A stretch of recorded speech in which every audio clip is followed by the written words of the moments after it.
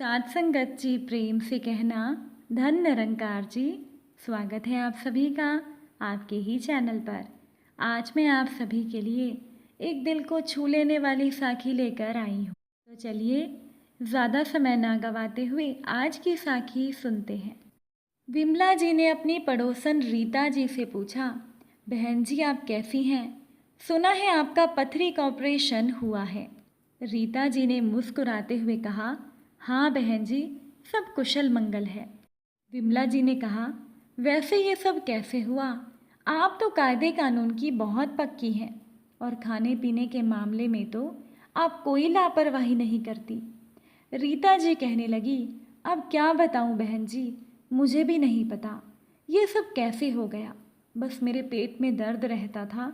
बच्चों ने डॉक्टर को दिखाया तो डॉक्टर ने पथरी बता दी और फिर बच्चों ने बिना देर के मेरा ऑपरेशन भी करवा दिया।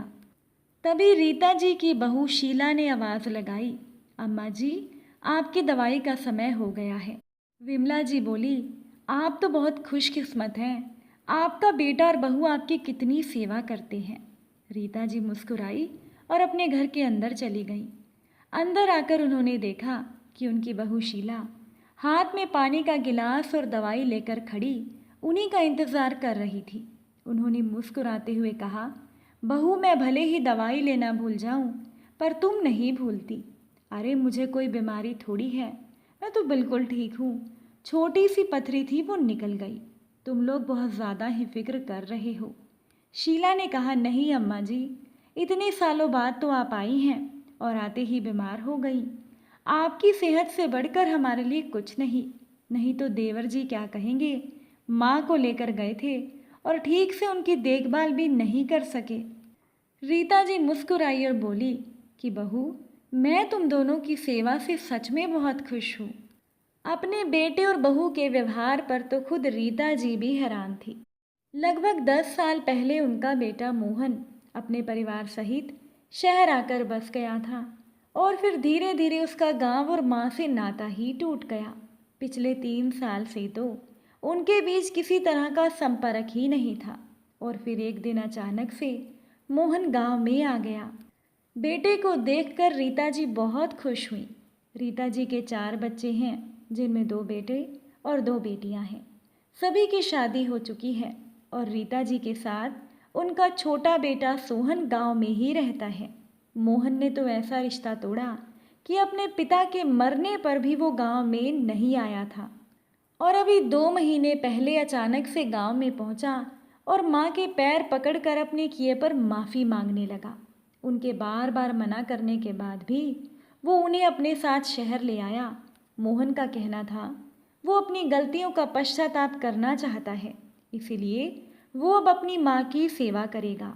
और सच में दोनों पति पत्नी 2 महीने से रीता जी की मन लगाकर सेवा कर रहे हैं। जैसे ही उन्होंने पेट में दर्द होने की शिकायत की, तुरंत वो दोनों उन्हें लेकर अस्पताल पहुंच गए। बिना देर किए उनका ऑपरेशन करवा दिया और उन्हें दर्द से छुटकारा भी दिलवा दिया।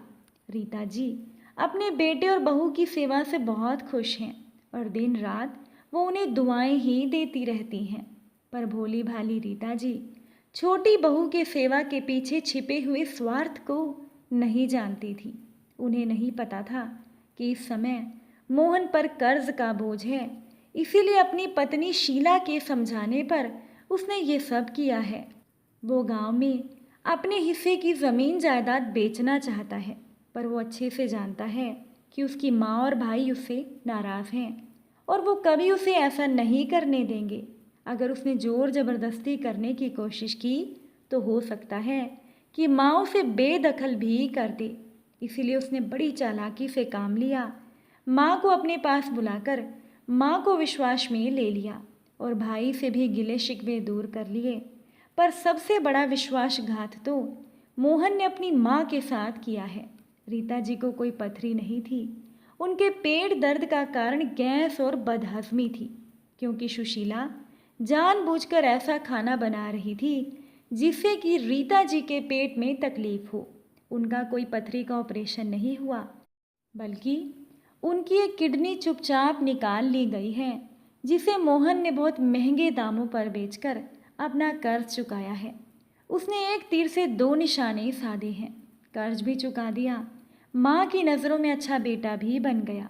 ये सारी चाल मोहन की पत्नी शीला की थी, क्योंकि शीला को अच्छे से पता है ना तो उसकी अनपढ़ सास और ना ही उसके अनपढ़ देवर को कभी इस बात का पता चलेगा, और कुछ महीने सास को अपने पास रखकर उन्हें खुश करने के बाद गांव में जाकर वो अपनी ज़मीन का हिस्सा भी ले लेंगे। इसीलिए रीता जी की इतनी सेवा हो रही थी। भोली भाली रीता जी सच में इस चालाकी को पकड़ नहीं पाई। जब 10 साल से बेटा और बहू से बोलचाल बंद थी, तो फिर अचानक से बेटा उन्हें लेने कैसे आ गया। जिस इंसान से आपकी बोलचाल भी बंद हो और अचानक से अगर वो आपका इतना प्यारा बन जाए, तो समझ जाना चाहिए कि कहीं ना कहीं कुछ खोट तो ज़रूर है, और इतनी आसानी से उन पर भरोसा भी नहीं करना चाहिए। पर किसी ने बिल्कुल सच ही कहा है, पूत कपूत हो सकता है पर माता कुमाता नहीं हो सकती। रीता जी तो अपने बच्चों पर जान देती हैं। अगर मोहन ने उन्हें सच बताया होता तो वो खुशी खुशी इसके लिए तैयार भी हो जाती, क्योंकि उनके मन में बेटे के लिए प्यार के सिवाय कुछ भी नहीं था।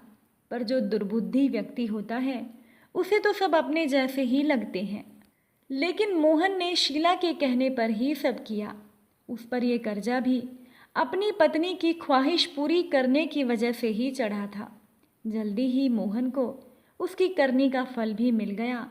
फैक्ट्री में काम करते हुए उसका एक पाँव कट गया और करंट लगने की वजह से उसकी पत्नी शीला की मौत हो गई। आज मोहन सिर्फ अपने बुरे कर्मों पर पछता सकता है, और वो अपनी माँ को भी सच नहीं बता सकता। साथ संगत जी, ईश्वर ऐसा बेटा किसी को ना दे, पर कहती है ना, जब ईश्वर की लाठी पड़ती है तो उसमें आवाज़ नहीं होती, पर न्याय पूरा होता है। मोहन ने जो भी कुछ किया पत्नी के कहने में आकर किया, और अब मोहन अपने बुरे कर्मों का फल भी भुगत रहा है। और दूसरी तरफ रीता जी इस बात से पूरी तरह से अनजान है, और वो पूरी तरह से स्वस्थ भी हैं। और रीता जी ईश्वर से बार बार पूछती हैं कि उन्हें बुढ़ापे में इतना बड़ा दुख क्यों मिला, क्यों उनके बेटे का बसा बसाया घर उजड़ गया। काश रीता जी को सब सच पता होता। मोहन अपने किए पर बहुत शर्मिंदा था, लेकिन अब कुछ नहीं हो सकता था। उसका परिवार तो खत्म हो ही चुका था, लेकिन अपनी माँ को वो खोना नहीं चाहता था। इसीलिए उसने अपनी माँ को कुछ नहीं बताया। साथ संगत जी, आपको आज की साखी कैसी लगी कमेंट करके ज़रूर बताइएगा।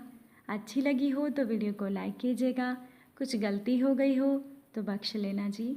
आप सभी से फिर मुलाकात होगी एक नई साखी के साथ। साथ संगत जी, प्यार से कहना, धन निरंकार।